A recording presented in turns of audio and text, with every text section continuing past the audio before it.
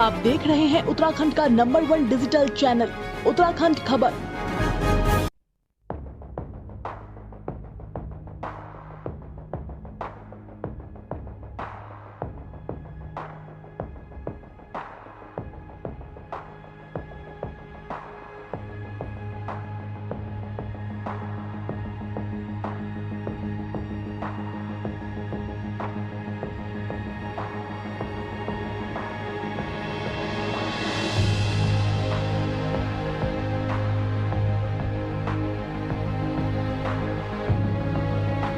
नहीं, ये यज्ञ जो हुआ है ये यज्ञ इसलिए नहीं हुआ कि हम सरकार के बैर खिलाफ हैं या हम किसी के भी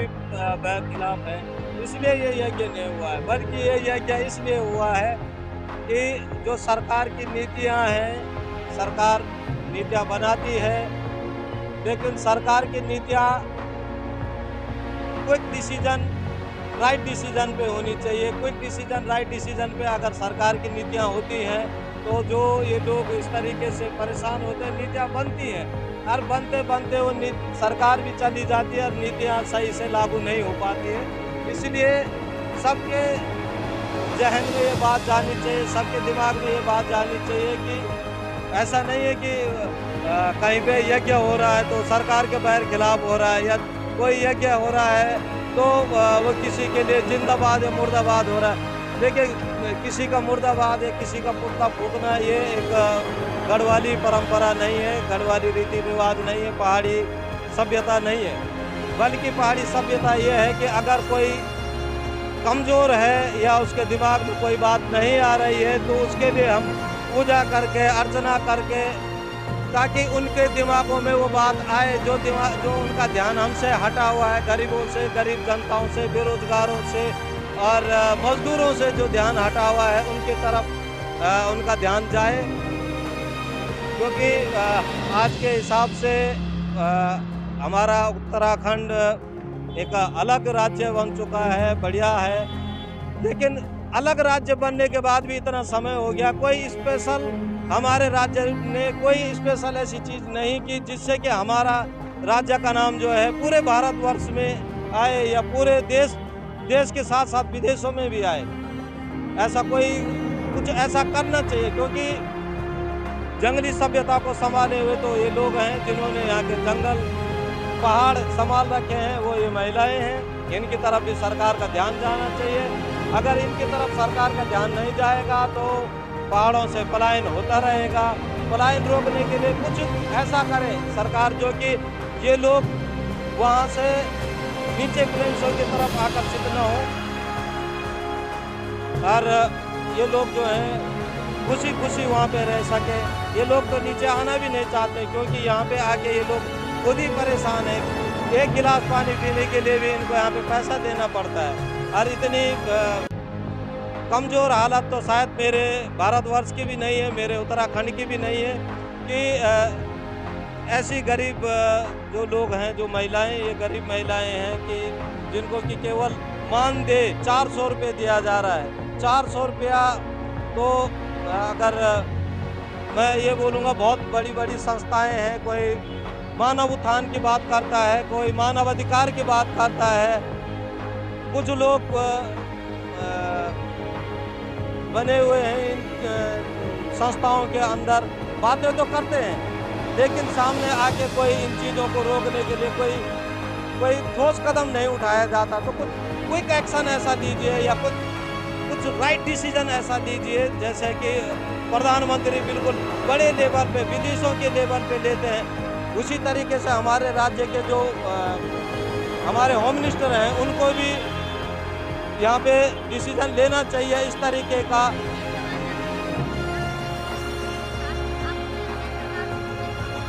अगर सरकार, देखिए ये तो सरकार की उन्नति के लिए ये यज्ञ किया गया है, सिर्फ उन्नति के लिए, और सरकार को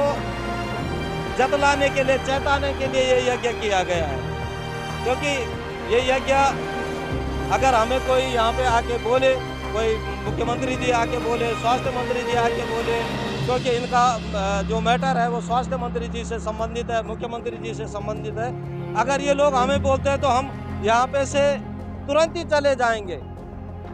लेकिन वो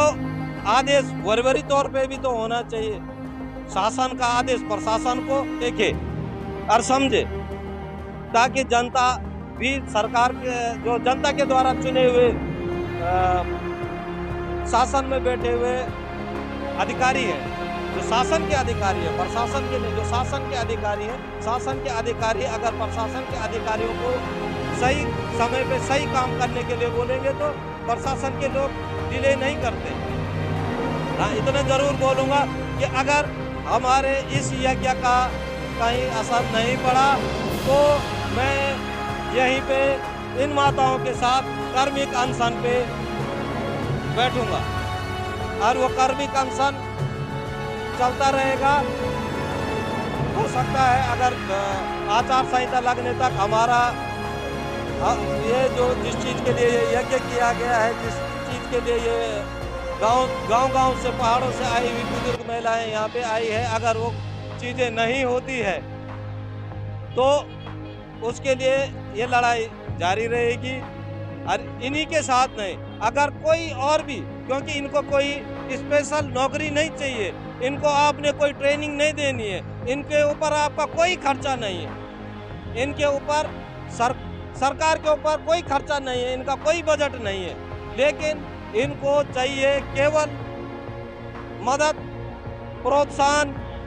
इनका हौसला बढ़ाया जाए, किसी भी तरीके से इनका मनोबल बढ़ाया जाए, ताकि ये लोग पहाड़ से पलायन न करें, पहाड़ हमारा खाली ना हो। हमारी आज्ञाकारी सरकार हमारी मांग पूरी करे, हम तो पैसे पूजा पाठ करे, जो हमारी पूजी भी सही रही, सरकार की पूजी भी हमारी तरफ रही। इतनी मातों ने पूजा हमारे पाते इतना सोच किया कि इसने पूजा भी कर दिया, हम धारणा मार भी बैठे, पूजा मार भी बैठे, तीन तूल भी हमने यहाँ पे सब काम कर दिया। हमारी माँ पूरी कर दो, जितने सरकार की माँ दे वो उतने हमारे 15,000 हम अपने घर चल जाऊंगा, जो सरकार है ना। कि देखो हम मातृभूमि है ना, हमारे लिए सब कहते कि देखो पहाड़ में मातृभूमि, हमारे मातृभूमि की कोई भी इज्जत नहीं रही है। हम जब देखा है हम पूजा पाठ किया, हम जो हम ना, हम घर में ऐसे काम करते हैं, हमको ये याद आया, देखो इतनी प्रसव करे, इतनी जीवित दिया है, इतनी गाँव की बेटी बुआरी जितनी था, हम दाई माता सबकी हेल्प करिए। हमको घर के याद आया कि हम घर में पाठ पूजा करते थे, जब हमारी मांग न रहे हम वहाँ पे पाठ पूजा कर दिया कि देखो हम घर की याद आए। भूल न जाए कि हम गांव में पाठ पूजा करते थे, यहाँ आके हम ऐसे बैठे हुए हम यहाँ भी कर देंगे। बोला ना कि सरकार ऐसे, काशी विश्वनाथ के हम, हमारी गंगा भागीरथ है, काशी विश्वनाथ है, हमारी जब मदद करे जाता हमारी सरकार हमारे मांगे बढ़ा दे। देखो हमारी याद आए ना, हमारे घर में पूजा पाठ करते रहते, हम कुछ नहीं बोल सकती, यही कहेंगे हमारी मांगे जल्दी तुरंत होनी चाहिए। आसमान देखो बारिश आएगी, कहीं हम फंस जाएंगे, कोई बात हो जाएगी, सरकार जिम्मेदार रहेगी, ठीक है। और जितने जल्दी से जल्दी हो जाए उतने हम अपने घर चले जाए, ठीक है। जो लेट करेंगे हम तब तक जाएंगे नहीं, ठंड से मरेंगे या कहीं बारिश होगी, बर्फ पड़ेगी, हमारे तो बहुत दूर है, तो दूर है, तो जब तक हम अपने घर नहीं गए तब तक सरकार जिम्मेदार रहेगी।